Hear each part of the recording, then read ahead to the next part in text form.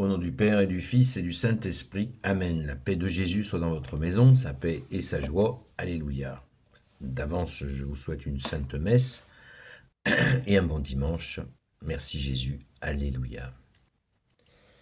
Nous lisons le Saint-Évangile selon Saint Luc, chapitre 13, versets 1 à 9. C'est alors qu'on mit Jésus au courant d'un massacre de Galiléens. Pilate avait fait couler leur sang là même où ils sacrifiaient leurs victimes.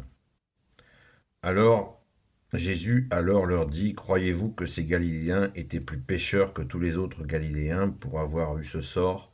Non, je vous le dis.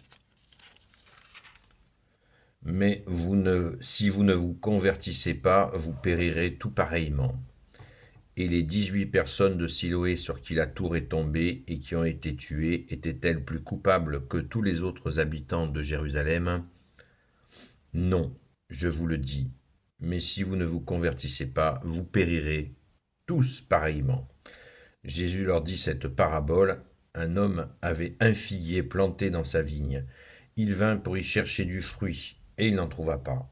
Il dit alors à celui qui soignait la vigne, « Voilà 3 ans que je viens chercher des fruits sur ce figuier, et je n'en trouve pas. Coupe-le donc, il ne fait qu'épuiser la terre. » Mais l'autre répondit, « Maître, laisse-le encore cette année, je piocherai tout autour, et je mettrai du fumier. Peut-être, après cela, donnera-t-il du fruit. Sinon, tu le couperas. » Waouh, merci Jésus. Alors, ça c'est pour ceux qui disent que Jésus est uniquement amour, qu'il est tout mignon. Tout mignon, c'est toujours la miséricorde, c'est toujours tout mignon. Non, Jésus est l'amour, certes, ça fait aucun doute, merci Jésus, mais il est aussi la justice, merci Jésus, et la miséricorde, encore merci Jésus. Alors, pour comprendre le contexte de ce qui s'est passé, là, de cette horreur qui s'est passée avec ces Galiléens, c'est que il y avait, donc ces Galiléens avaient fait des sacrifices de type païen. Et ils ont été massacrés sur le lieu où ils faisaient ces sacrifices païens. Voilà, c'est pour ça que les gens sont horrifiés. Voilà, parce que pour les croyants juifs de l'époque, c'est absolument inimaginable. C'est la pire mort, quoi. Voilà, d'être sacrifié là où sont sacrifiés des idoles. C'est chaud. Où il y a des sacrifices, voilà. Bon, bref. Au secours Jésus, comment nous convertir? Convertissez-vous, nous dit Jésus. Ça, c'est valable pour cette question de la tour qui s'effondre. On peut avoir la même réflexion, enfin, accueillir le même enseignement de Jésus quand il s'agit de cataclysmes naturels. Quand il y a des cataclysmes, il y a des bons et des méchants qui disparaissent. Et des mélangés aussi, des gens où il y a du bon et du méchant, ce qui est le cas à peu près de tout le monde. Il y a du bien et du moins bien chez tout le monde, avec des proportions que seul Jésus connaît. Donc c'est valable pour cela aussi. Ces gens étaient des innocents, oui, mais Jésus ne veut pas qu'on s'égare, à savoir pourquoi ces gens sont partis, et pas d'autres. Des bien pires qu'eux ne sont pas partis. Comme si, voilà, c'était vraiment à comptabiliser, à rechercher, à éviter, ça ne sert à rien. Et Jésus nous met le doigt, comme d'habitude, sur ce qu'il faut, c'est-à-dire la conversion, c'est-à-dire la vérité, c'est-à-dire l'amour, la justice, la miséricorde, ce qui nous sert. Ça nous sert strictement à rien de savoir que des innocents soient partis au cours d'un tremblement de terre, par exemple. Ça ne nous sert à rien. Par contre, ce qui est utile pour nous, je répète ce que dit Jésus, hein, c'est la conversion. Parce que sinon, nous périrons tous pareil. C'est là où Jésus n'est pas un babacool. Vous voyez, il nous dit, sinon vous périssez tous, vous périsserez tous. Vous périrez tous pareillement. Donc nous faut nous convertir. Les 2 recommandations pour l'entrée en carême. Et oui, les 2 recommandations pour entrer en carême. Convertissez-vous et croyez en la bonne nouvelle. Voilà. Donc, cette conversion, elle ne se fait pas avec un couteau sous la gorge, Non, elle se fait dans la paix, la compréhension, l'accueil, la volonté aussi, et Jésus nous donne des forces. Bien sûr, Jésus nous donne des forces.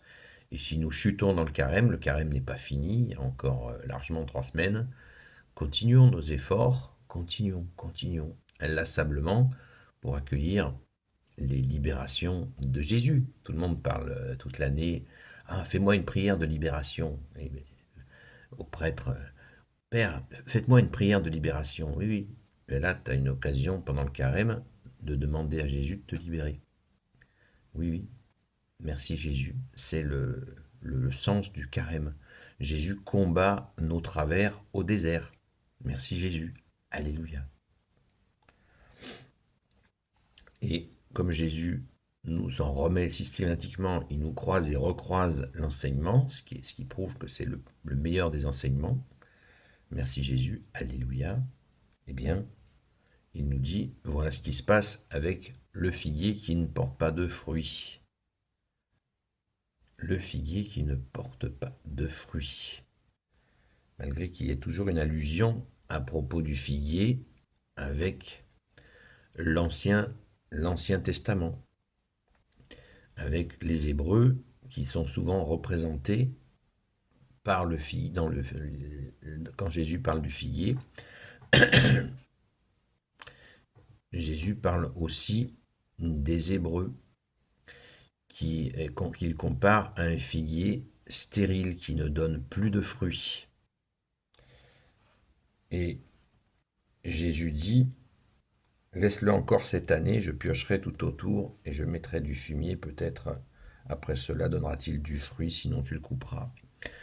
Alors il y a une comparaison, encore une fois, avec le monde agricole, ce qui se passe dans la nature, et avec les agriculteurs, puisque Jésus vivait dans ce contexte. Il a vécu avec des paysans, des gens simples en zone rurale, à la campagne si vous préférez. Et il se sert des belles images de la nature et de la culture avec les hommes pour nous expliquer les choses. Dans la parabole du figuier qui ne donne pas de fruits, Jésus montre que le figuier a des belles feuilles, assimilées à des prières, et il ne donne pas de fruits. Il ne donne pas de fruits, ce figuier. C'est cet arbre qui a cessé de donner du fruit. C'est pour ça que Jésus est venu. Donc ce peuple hébreu s'est dévié, a été dévié, notamment par les pharisiens, les maîtres de la loi, ceux qui sont en mode fais ce que je dis, fais pas ce que je fais. Il a été dévié de la grâce, de l'amour de Dieu, le Père, et Jésus était auprès de lui, bien sûr, mais il a été dévié. Et Jésus est venu rectifier cela, remettre tout l'enseignement de son Père d'équerre en perspective pour que nous retrouvions l'amour, la joie de Dieu. C'est le sens du premier miracle de la transformation de l'eau en vin. Le vin est le symbole de la joie. La joie d'être aimé par Dieu et de l'aimer. C'est ça, le vin, c'est l'allégresse. Vous voyez, tous ces symboles, encore un symbole agricole. Tout ça pour nous aider à comprendre, parce que ces images que nous donne Jésus, ça soulève notre intelligence, ça soulève notre compréhension. Par notre saint baptême catholique, Jésus soulève notre intelligence, notre compréhension des choses. C'est extraordinaire. Merci Jésus. Alléluia. Rendons grâce, les amis, parce que cela nous fait infiniment grandir, mais il nous faut aussi mettre la main à la pâte. Comme on dit, ça aussi c'est encore une parabole de Jésus, à propos de la pâte, toute la pâte doit lever, nous dit Jésus. Jésus est ce qui fait que notre pâte, nous levons notre compréhension. Et il faut le faire en pratique, comme le pain. Si le pain ne lève pas en pratique, c'est pas terrible le pain qui n'a pas levé. C'est pareil pour nous. Vous voyez, toujours des images comme ça. Donc revenons à la demande de Jésus en ce beau matin, ce beau dimanche où le carême est suspendu, comme tous les dimanches du carême. puisque nous fêtons le dimanche la résurrection de Jésus à la Sainte Messe.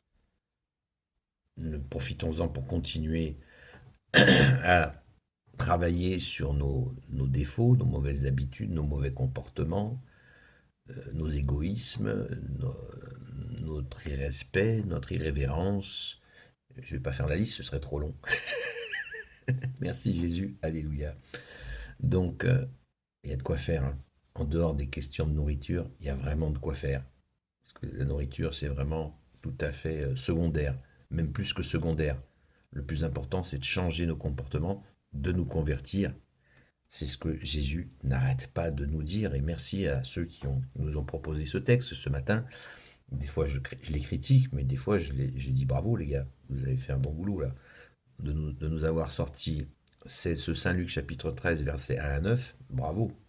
En plein carême, c'est super, adapté. Merci Jésus de les bénir. Donc, vous voyez, on peut critiquer quand ça va et critiquer quand ça va bien. C'est ça, l'amour. C'est ce que Jésus veut, que nous soyons le sel de la terre. On ne s'endort pas. Loué sois-tu Jésus. Gloire au Père, au Fils et au Saint-Esprit, maintenant et toujours et pour l'éternité. Amen. J'arrête, sinon il y en a pour la matinée et on va rater la messe. Ô Jésus, toi qui peux tout et qui portes tout, merci pour la joie. Tu es la joie des joies. Alléluia. Ô Jésus, toi qui peux tout et qui portes tout, je te confie toutes celles et ceux qui regarderont cette vidéo ainsi que leurs proches selon ta seule volonté, ô Jésus. Sainte Marie, Reine des cieux, toi l'Immaculée Conception, toi qui écrases le serpent, toi qui as la lune sous tes pas, toi notre Mère, Notre-Dame, Saint Joseph, toi le juste et le saint, toi le sage, toi la terreur des démons, toi le saint gardien de la Sainte Église catholique apostolique, Sainte Marie-Madeleine, notre chère Sainte Patronne, et vous tous les saints et saintes, amis de Jésus, Saint Michel Archange, Saint Gabriel Archange, Saint Raphaël Archange, et vous tous les anges qui servent Jésus, je vous confie, toutes celles et ceux qui regarderont cette vidéo, ainsi que leurs proches, selon ta seule volonté, ô Jésus. La paix de Jésus soit dans votre maison. Sainte Messe à vous. À très vite.